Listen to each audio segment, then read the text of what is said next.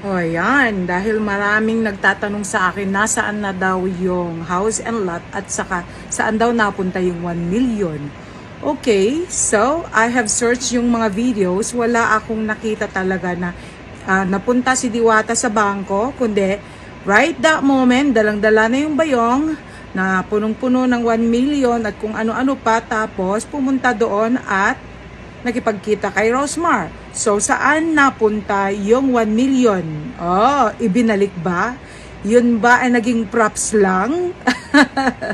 Katulad yung susi na pinakita na house and lot ang nakalagay sa picture ng susi na malaki, ay yung pala isang container lang. Oh my God.